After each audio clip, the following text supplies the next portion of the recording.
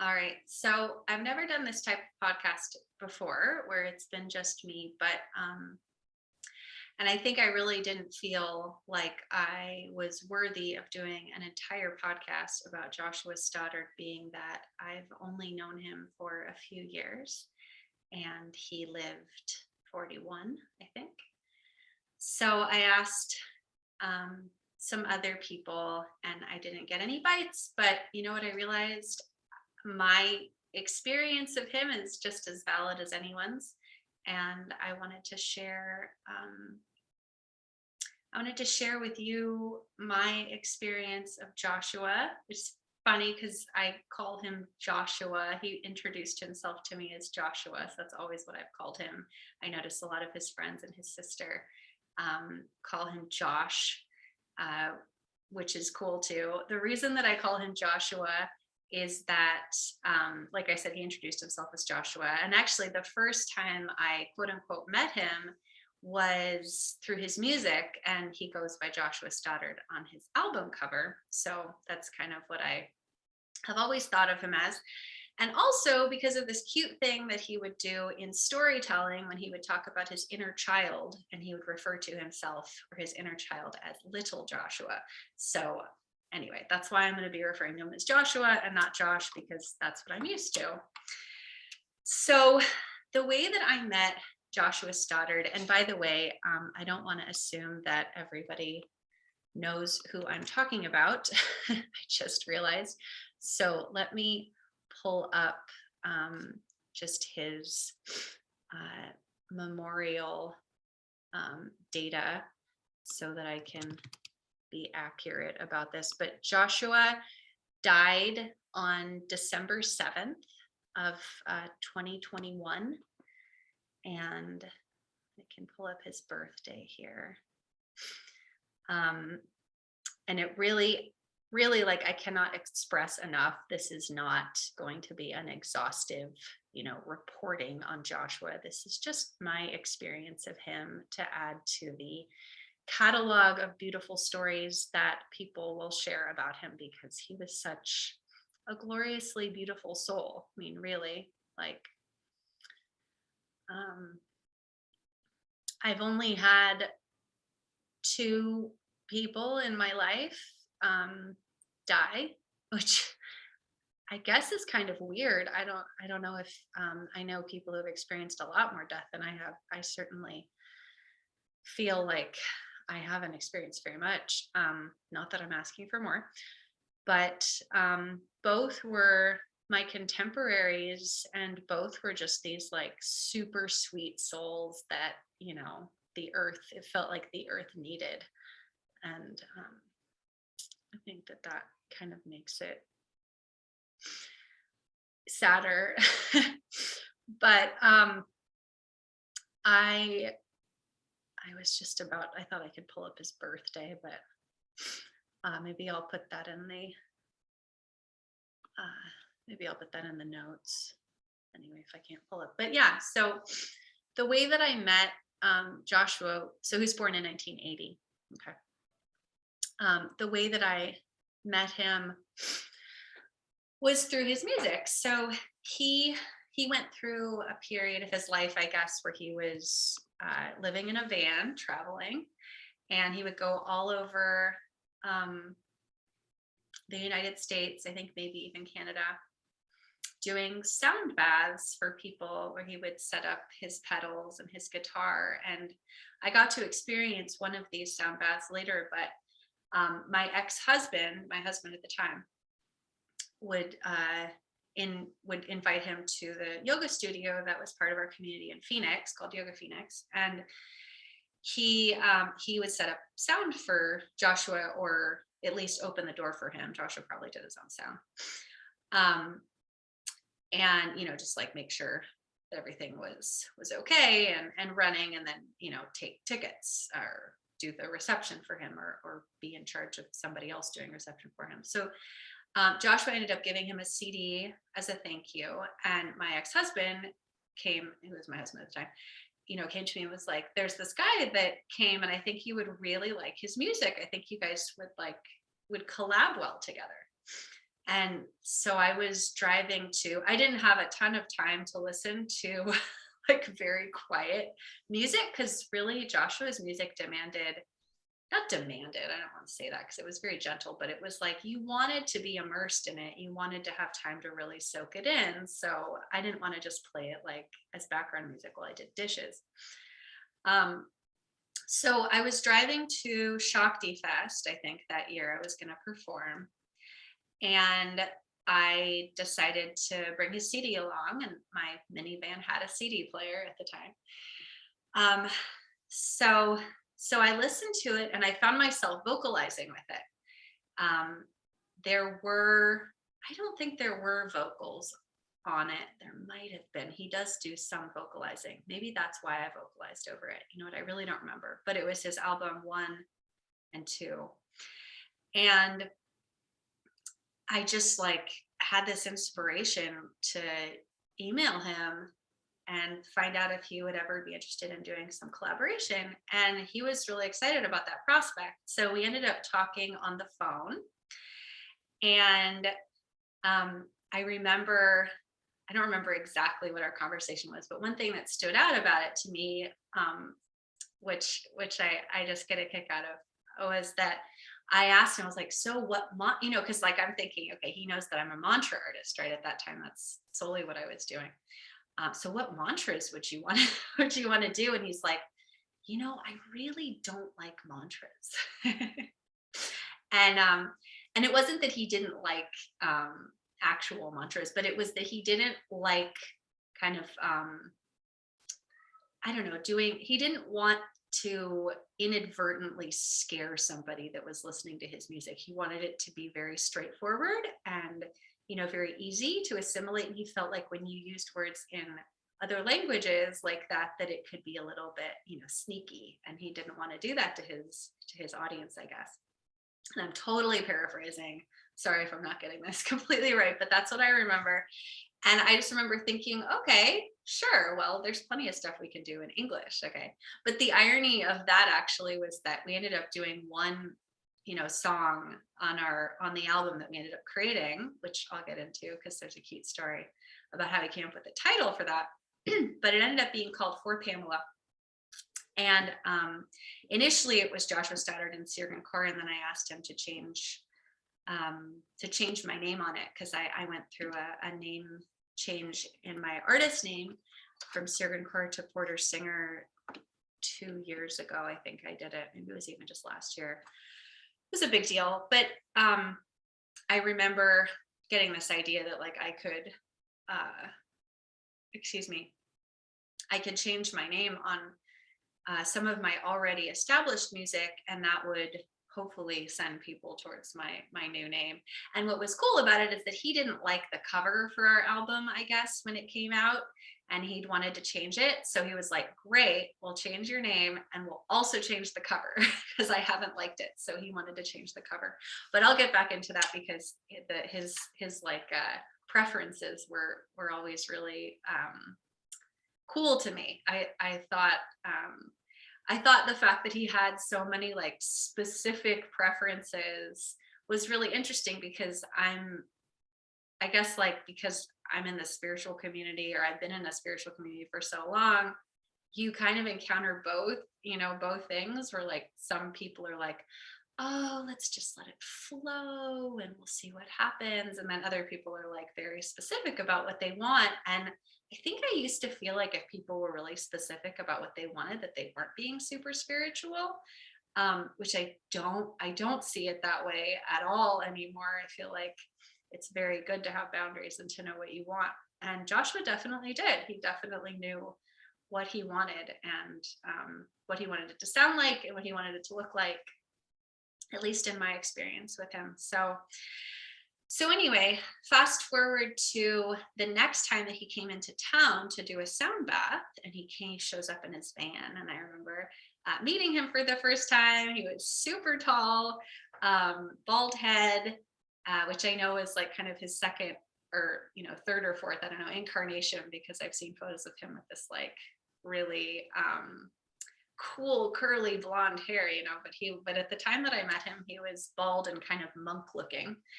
And he came by our house, I think before, yeah, it was before his sound bath, to record some of the viola, well, all of the viola that my friend Candace Calms did. So we did that at my home studio. And this was after I had recorded a few of the vocals for the album. But I think what was cute about the fact that he didn't want to do something in another language was that I ended up being inspired to sing all these songs in French, to do these lullabies. But I think because they were like kind of a standard, like a lullaby is kind of standard. It's not, I don't know, maybe as weird as a mantra in Sanskrit or whatnot. That he didn't have a problem with the French, so I thought that ended up being pretty cool. And I thought it was really lovely. I really, really love that album. I really love Candace's viola on it. I love what he did with it. I love the people that he got involved in it to mix it and make it sound so like wonderfully etheric. It's a very simply recorded album, but the skill that was involved in making it sound the way that it did was pretty epic. And I don't think I realized at the time just how kind of genius Joshua was at doing the sound thing. I think I noticed that more as I listened to all of his recordings from last year, and just kind of looking back. I don't know, I think it's easy to sort of take the people in your life or what they do kind of for granted at face value, right? And what he did was really unique. And I think that the fact that it did seem sort of, I don't want to say normal. It's like it felt familiar. It felt so familiar that it was almost easy to not notice how genius it was. But it wasn't familiar. I don't know of a lot of music that sounds quite like that and that I feel the same way about. It was a very special kind of music to sing over. Something really cool about his process too is that he wanted to record everything in C, the key of C, because from his research, I guess, he had discovered that that's a very soothing sound. So he wanted to do everything in C. So everything that we did was in C. And if I'm not mistaken, I don't remember if it was in standard tuning or if it was in 432. Gosh, I don't remember. But anyway, soothing key of C. So he came over to our house after he'd set up for his sound bath at Yoga Phoenix. And gosh, I'm trying to remember what year this was, because we did for Pamela. Let's see.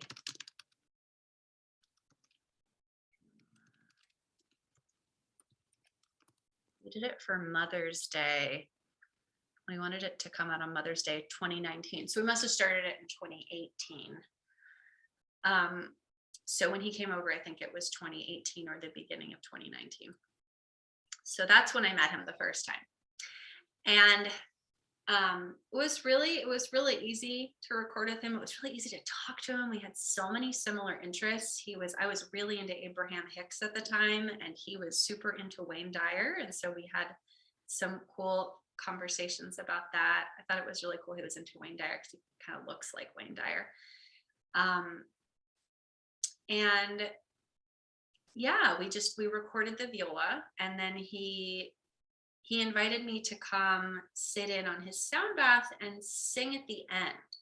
So the format was sort of like he played we got to lay out and just absorb the music that he was creating. And then at the end, there was an invitation to vocalize. And so I went up and got on a mic and we did some pretty, toning, which was super fun.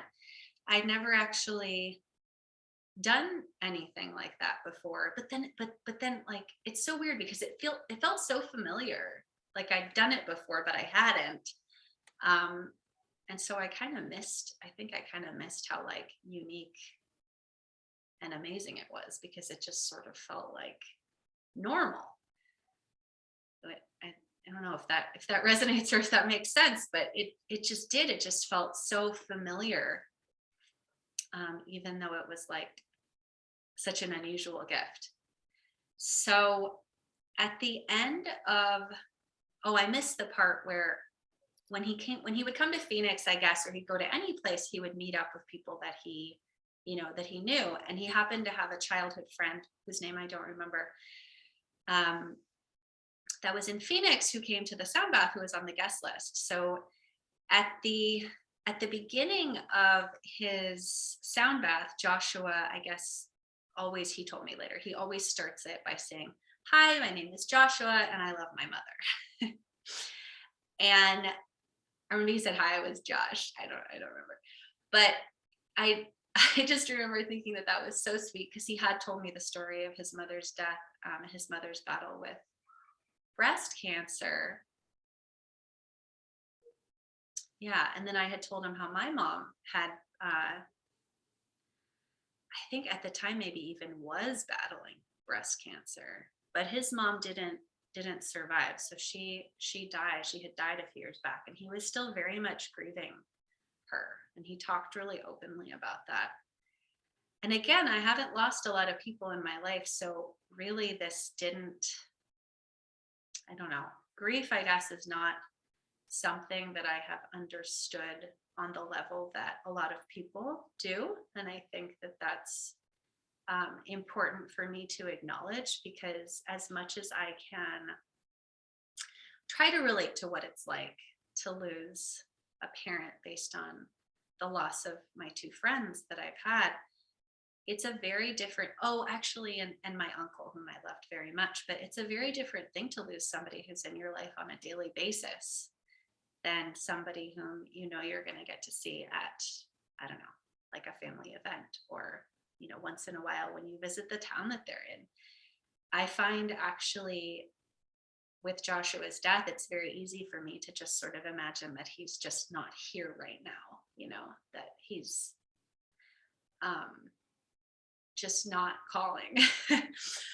And because I hadn't been in communication with him for a few months when I found out about his death.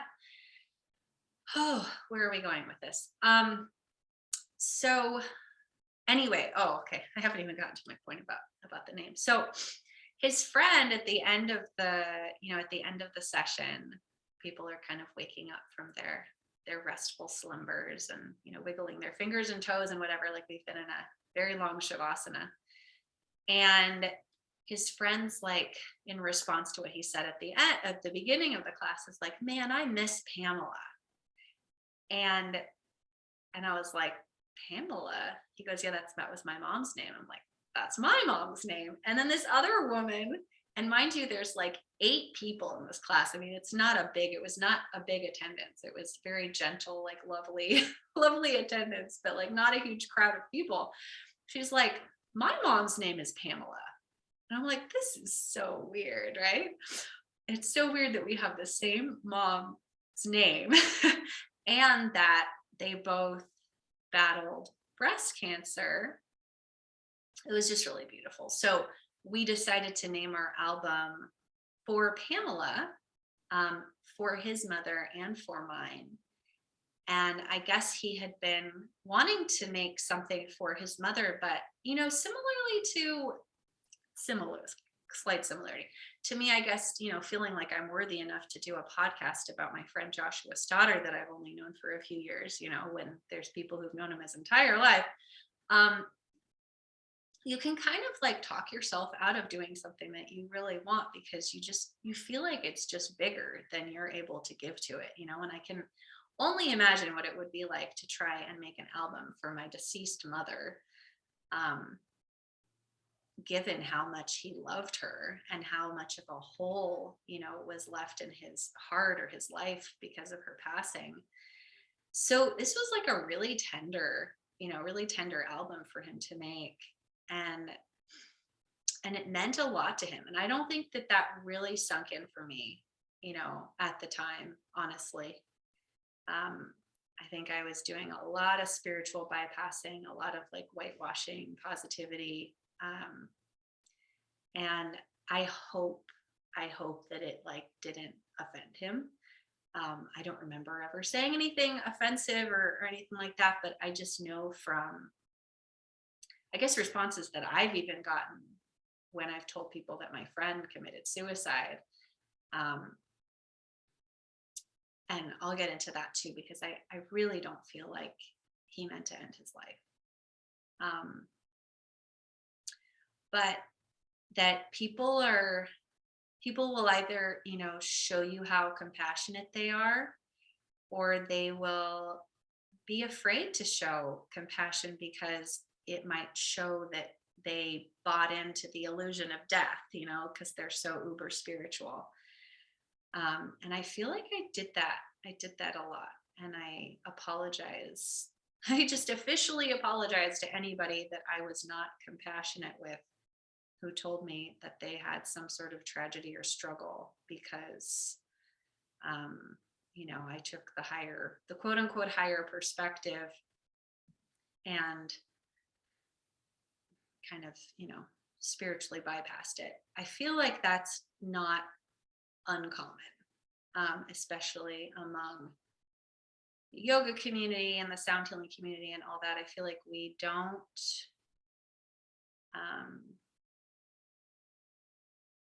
we go so far from the extreme of not wanting to be a downer that we don't even acknowledge the very real things that happen in our life. Death may be an illusion on the spiritual plane. We might be eternal beings and all that, and I do believe that. But that doesn't take away from the fact that I'm living here in a body and I can't give my friend a hug anymore or call him on the phone. Like, that's a very real missing thing, just like, the body may be an illusion and I may, be hungry for something, say I want an apple. I'm not going to convince myself that I'm so spiritual that I don't need to eat. Some people do. But that's real in my human existence, right? There's reality in your human existence, and negative emotions are a reality in your existence. Uncomfortability is a reality in our human existence. Death is a reality in our human existence. Who knows what happens afterwards? And it still feels like, the people that have died are with me. I don't feel like they're totally gone, like they disappeared, because I have all the memories and, whatnot. And I'm talking about this way more than I would like to. I'll end this shortly because I want to get back to Joshua. Sorry. But yeah, I mean, this is part of the human experience, right? And I think that that's something that Joshua honestly like understood deeply. I don't think he was able to get past it, honestly. I think it was such a deep, like, heart, concern, because after his mom died, then his dad died, and these were long, painful deaths. It wasn't like just, happy, healthy death. Like, they just like, they went along with a lot of medical struggle. And, even from his perspective, from his, physical body, he was dealing with a lot of physical pain, a lot of back pain that he told me about. And he had to stop touring because of this. And we did 2 podcasts together. We did one called Death and one called Healing on this podcast, which are nice to listen to. I listened to them both right after I found out that he died, just so I could hear his voice. And I like the first one better than the second one because I feel like the first one I let him talk a lot more.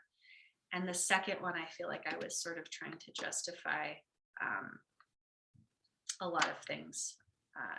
I had just kind of left my Kundalini yoga. He asked me about the Kundalini yoga community or whatever, and anything I say about that in that podcast is needs an update. It's not true. But I yeah. So anyway, so there, there was that beautiful moment where we decided what we were going to name our album, and then I just remember really getting kind of a kick out of every like phase of the process with him. Like uh I thought this was funny. Like he wanted to use the viola in more songs than she had actually recorded. Like he wanted to kind of reuse some of them, and I think he was a little bit worried that they would people would be like, oh, that was used again. And I was like, I don't think anybody's going to notice. And I don't think anybody has noticed, because they're like taken, there's like these parts that are taken out of context, or he made them, he did them in reverse or something. So I think he was able to coolly and creatively repurpose, he called it recycling, repurpose some of the viola tracks, which I thought was really cool. And I liked that he was open to using the French. That was really healing for me. That was really a big step for me. I'd never recorded in French, and I had never really thought of French as a healing language. And here we were making this healing CD, this sound healing CD. And he later kind of changed his mind about using that word, but at the time he was still using that word. And it helped me to be able to sing in that language. That language was the language of bullying and like a really dark time in my life.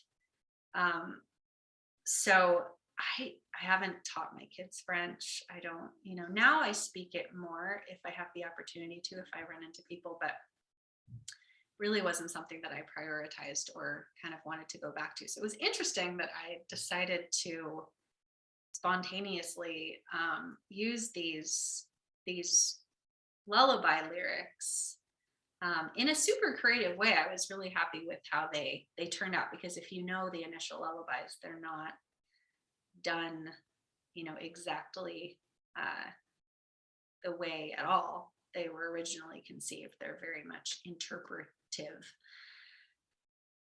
And, and he was cool with that. So I offered to do the album artwork for Pamela. And we had this really lovely woman come and take photos, and I can't remember how I met her. I wonder if he had introduced us, or if I just found her on Instagram. I don't really remember. But anyway, we ended up making a music video and doing some photo shoots. And I thought the photos were really cute. We looked really happy in them and whatever. I don't think he liked the photos. I don't think he liked having something so recognizable on his album cover. Like it was very much our faces, so it was like, it was not abstract or whatever. And I think based on what he did for the second run of the cover, which was all like rainbow and blurry, I think he preferred to be a little bit more hidden in the music, which makes sense, I guess.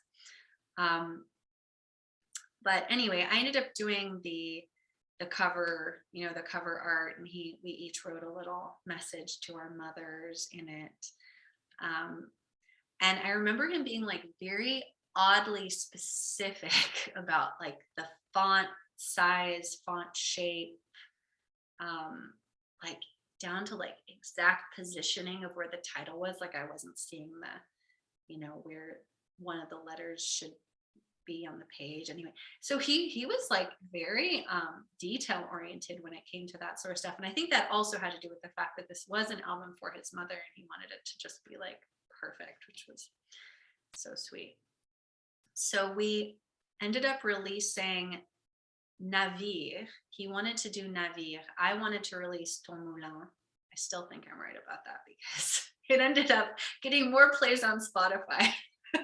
But he really wanted to release Navire as the single, and I wanted to release Ton Moulin, whatever, you know. It was his project. I mean, it was our project, but I felt more like it was, you know, me in his world as opposed to him in my world, obviously. So I was definitely going along for the ride with that. So yeah, we released that, and then we weren't able to get the CDs by Mother's Day. I don't think we were able to get them exactly because Mother's Day was the following year, Shakti Fest, which was kind of a sweet little turnaround, because when I heard his music for the first time, I was headed out to Joshua Tree to Shakti Fest, and then we were 1 year later and we had the album almost. I think it was available digitally, but maybe not. I think that's what it was. We released it digitally, but our CDs didn't come for a couple weeks. Anyway, we got our shipment of CDs, and he was still able to do a little bit of touring with them, I think. But then he couldn't anymore. His back was hurting him so much, and his dad's health was failing. So he went to Florida to be with him. And if you want to hear that story, that is in the Death podcast, I believe, maybe even in the Healing one too. Yeah, and that I feel like I just didn't. I was telling his sister when I talked to her for the first time like a week ago, because she ended up telling me about, you know, what happened and how he died. And I didn't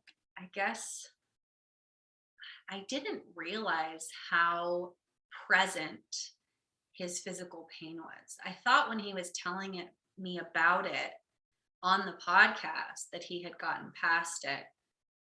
And that may have been a factor of me not listening well enough, or him talking about it in the past tense. But I really don't think that I understood the level, obviously. I don't think anybody did, because I don't think anybody was expecting him to, you know, take his life in December. I think this was probably universally surprising. I don't know that anybody was going like, yeah, this is the next step for him. I mean, if I had, I would not have, I would have been on the phone with him. But yeah, he was just such a playful, goofy guy that even when he told me, you know, that he was in immense pain, like it felt light. And I mean, maybe that's like naive and stupid. I don't know. Maybe. It really does teach me a lot about my ability to, you know, listen for cues. And, you know, my mom told me when I told her about this, because I was feeling so guilty that I could have done something. She was like, you know, we all have that friend that, and I don't know if we all do, but she did. We all have that friend that, you know, commits suicide and we feel like we could have done something. But you'll know now what signs to look for. I was like, yeah, you know, that's true. I've never thought about my friends' troubles as like cues for possible life taking. I've never really thought about it that way. But there are certain cues to take seriously. And I guess from this experience, I'm like holding a little bit tighter to, you know, my friends that I feel like need a little bit of extra support, and maybe even just people in general. Like, we're about to start this community for empaths that I'm a part of with 5 other women. And I just feel like these like circles where people can actually share what's going on and be heard are necessary. That's not to say that. I mean, what was really necessary, honestly, was mental health practitioners being available. That was something that really saddened me when his sister told me that he wasn't able to get any help. You know, he was looking for a psychiatrist. He was looking for somebody to see him so he could talk, and he couldn't find anybody. It was like on wait lists, and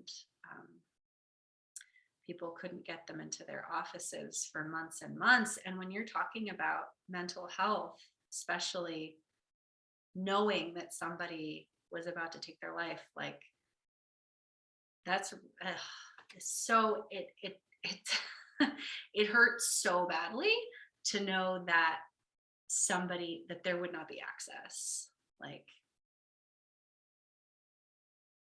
and I don't know whether that's a factor of I don't know. I don't know enough about our medical health system. Honestly, I've been fortunate enough to stay out of that system for a long time. But you know, some people need it and should have access to mental health care practitioners, to psychiatrists, to what they need to stay alive, right? I do believe that, well, I haven't gone through the past year. So when I spoke to Joshua for that podcast, and I was talking to him a little bit over the phone outside the podcast too, those were really long conversations, the podcast though. And so I don't know that I had another long conversation like that with him before he moved, but he decided to move from Portland. So I had moved to Washington, and I thought I would see him. And I ended up going through Portland,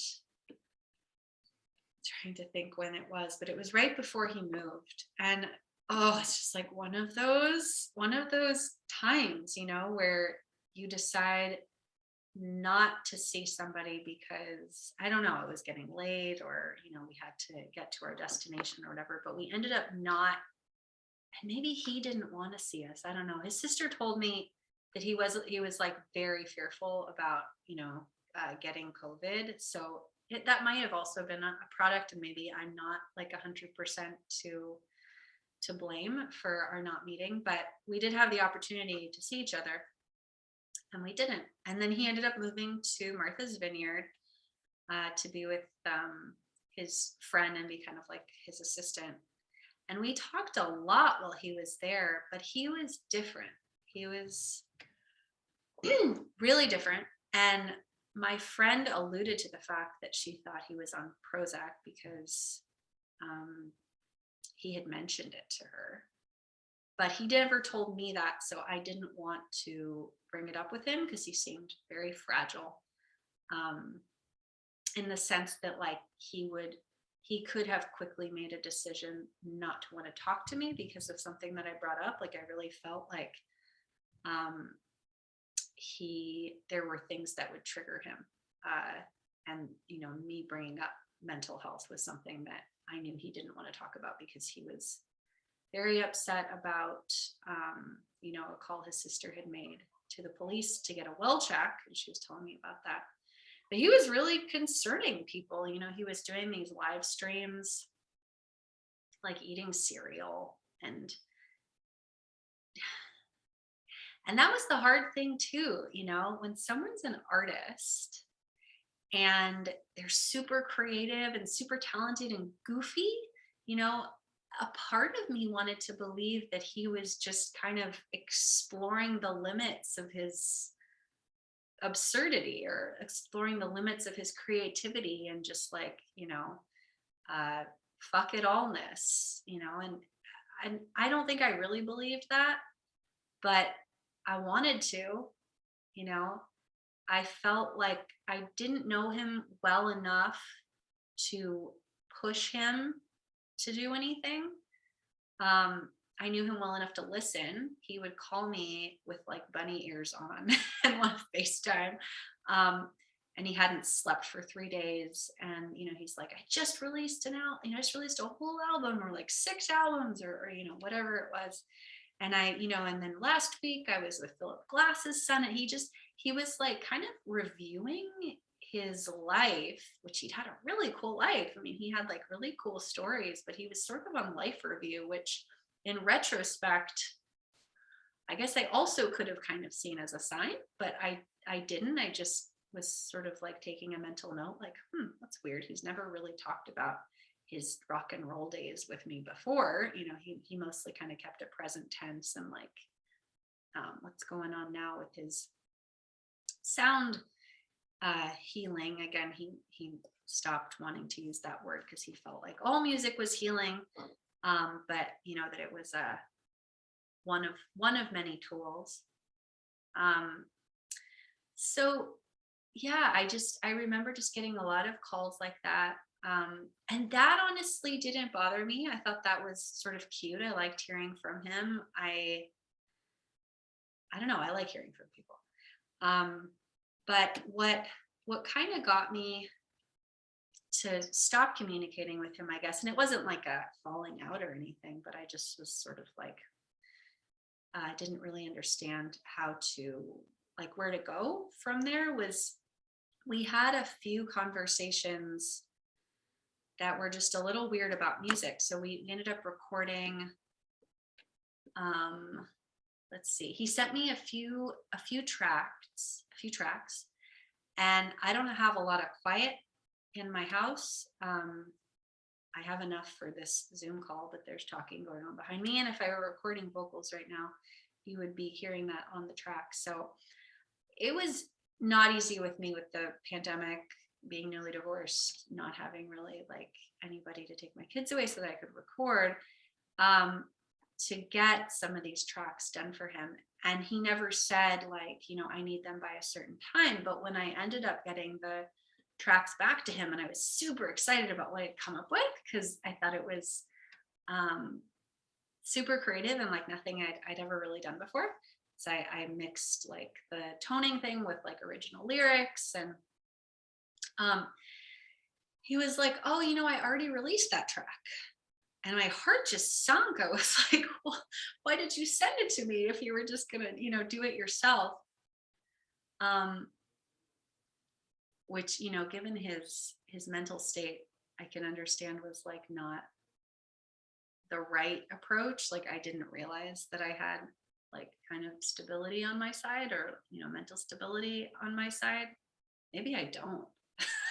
Maybe that's an illusion.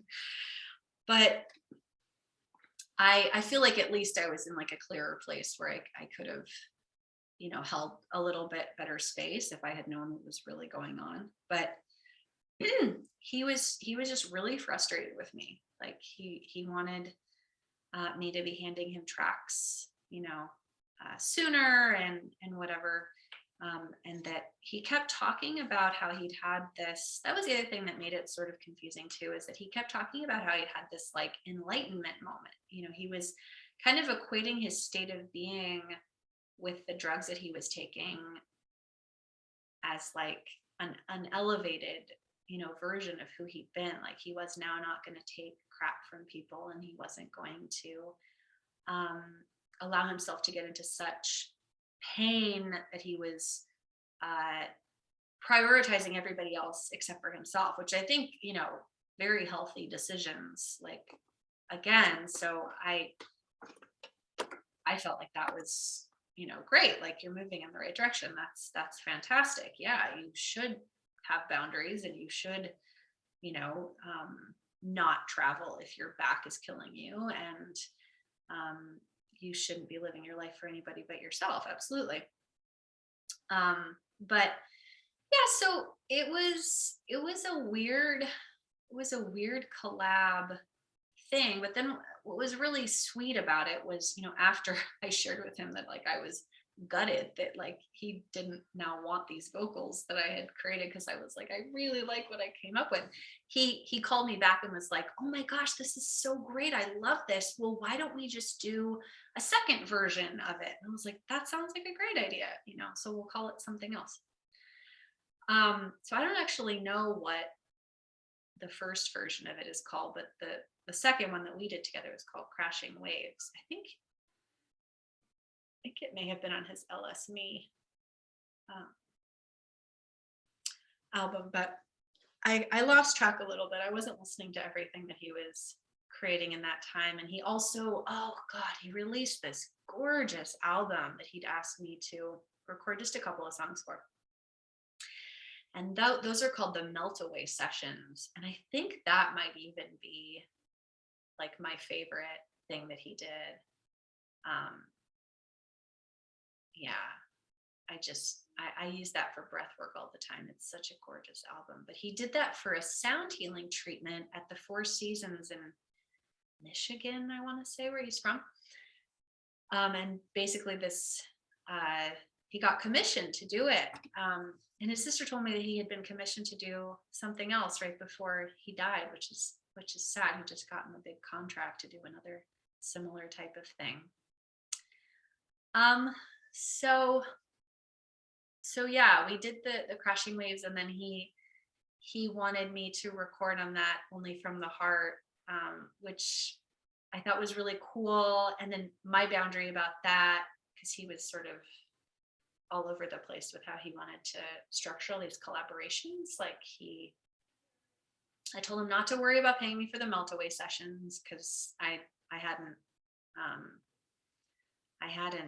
worked anything out with him before that. So like, just, whatever you make on that is yours. But for Crashing Waves, we were supposed to split it just like we did for Pamela. And then for Only from the Heart, he came up with this idea where he wanted to have like a foundation or something and have the money go to that. And I was like, okay, I don't know. It didn't make any sense to me, I guess. So I was like, listen, that's fine. I just don't want to be a main artist on it if I'm not actually a main artist on it. I don't know. It wasn't, I guess it was sort of silly in retrospect, but I think I was just a little bit tired of the, like, I don't know, it seemed like sort of decisions made while high, which, again, it's like, if he weren't dead, I feel like that would be fair to talk about. But knowing what his mental state was in that time, I feel like I wish I had known better, so what ended up happening, and I don't think I lost my temper or anything with him, but I think it was just a little awkward because I didn't really know where he was going with this. And then we had a few other like friendly chats where he would just call, or I would call him. And we'd just chat about life and what was going on next. And the last I heard from him is that he was coming to Mount Rainier to stay in a cabin, which I guess he never did. He ended up going to North Carolina, I think, before he moved back home with his sister. And I'm actually it felt really good to hear from his sister, Carrie, that he was at her home, at least, when he reached his final breath, or with her,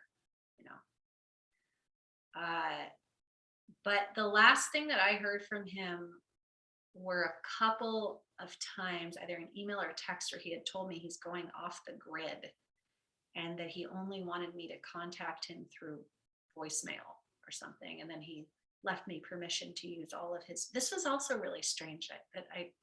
Like, in retrospect, I'm like, yeah, this is something somebody who would not think they were going to be around for long might do. But could have also been something that somebody who thought they were going to go off the grid would do. So who wouldn't be back for a while, I guess. But he told me that I could use any of his music without crediting him. It's in an email somewhere, something like that. But that I just had to change it significantly enough so that it wasn't recognizable, something like that. And then that he only wanted to be reached through voicemail. And I was sort of like, okay, this is like, what? You want to be reached? Like, I can't I don't know. Whenever somebody says like the only way you can communicate with me is through pigeon carrier or carrier pigeon, or like, I will only be taking phone calls, or I will only be taking emails, or I don't know. It rubbed me, I guess, the wrong way. Which again, in retrospect, it's like, Porter, that's so stupid. Like, who cares? He was going through a tough time, but I didn't know. I didn't know that would be my last opportunity. And so I guess part of this podcast is like, I don't know, part of it's beating up on myself, I guess. And part of it is giving myself a break. And part of it is, I guess, giving anybody else a break that had any insight into what was going on with him. This is sort of a crazy share, but I'm going to share it anyway because it just came into my mind. But when I told my friend Candace, Candace told me,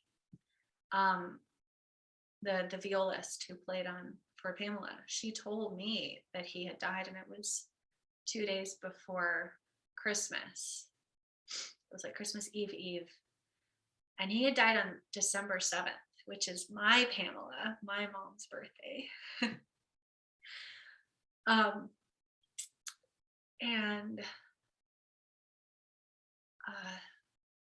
So she had sent me in like I'm in tears kind of message, and I was like, oh my God, like what? And I knew immediately that it was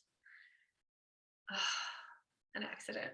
Like I knew that it wasn't like a medical thing, or I felt like I thought maybe he had overdosed by accident. I don't feel like I'll share what she shared anyway. Candace is like an intuitive, and I consult with her on certain topics because I trust her clairvoyancy, which I don't think she would describe it that way. She's like clairaudient, I guess. But she said that he sat with her for a few days, that he was in kind of this limbo period, and that he wanted her to let me know that like he was just like, call Porter, call Porter. But that he wanted me to know that we were not done making music together, and that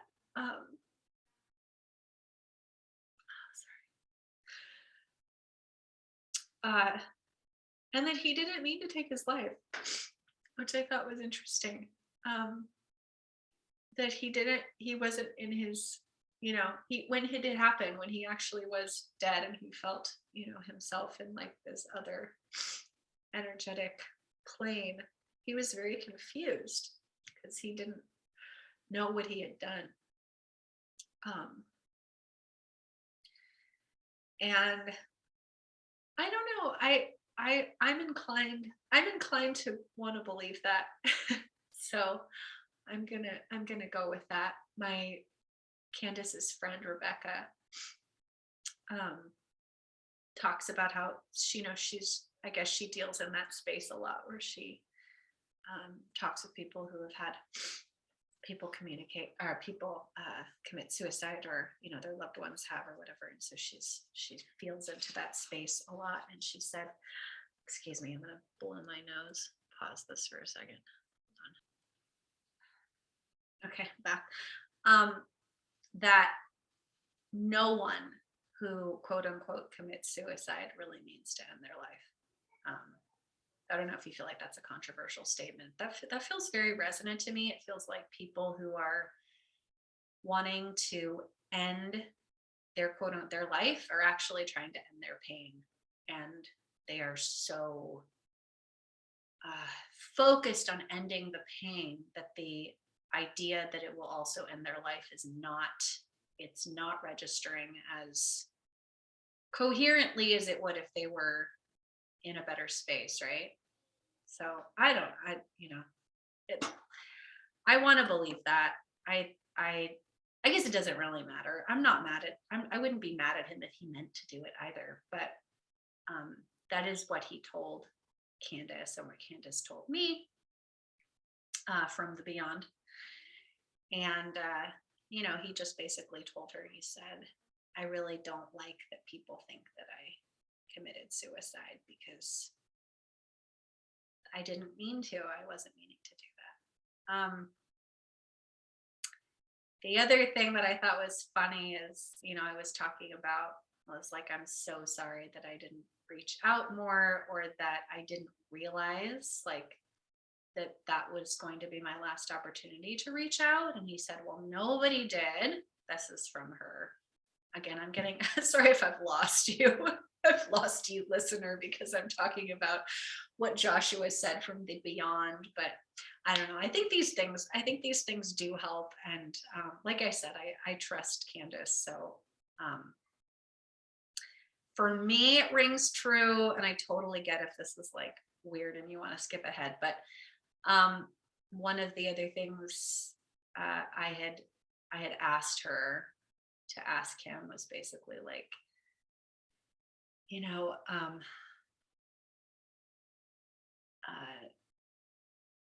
can't remember what I said. Okay, I said, I didn't realize this was maybe last time. And I said, it was just so frustrating talking to you that last year because you felt so different. Like you felt like a different person. He was like, don't remember me that way. Remember me the way that I was. That's how I really was. And I feel like that's kind of what Carrie, his sister, reiterated to me too, was like, that just wasn't him, there were glimpses of him, but he was just in so much pain and grieving so much. That's one of the things Candace said too, is that she felt like she was helping him process so that he could kind of go through this life review process to, ascend wherever he was going to meet his mom and his dad, maybe. And that she felt the most enormous amount of grief and physical pain that she'd ever experienced in her life. And if that was what he was going through, it does make so much sense that he would want to end it. I can't really speak to the perspective that people have about, suicide being kind of selfish. I've never felt that way, because I felt like if somebody was in that much pain, then how they feel matters, and how you feel about it doesn't as much. But I get that it leaves people feeling kind of guilty and wondering what they could have done. But I don't think, it's hard to know what to do unless you knew that was going to be the outcome, Anyway, I'm sure I left some things out. I'm sure I will think about other things to say about Joshua, but for now, I think I am complete. And I thank you for allowing me to chat with you about this beautiful soul that came through my life, who I feel very blessed to have been able to create music with and to know as a human being. And yeah, all right.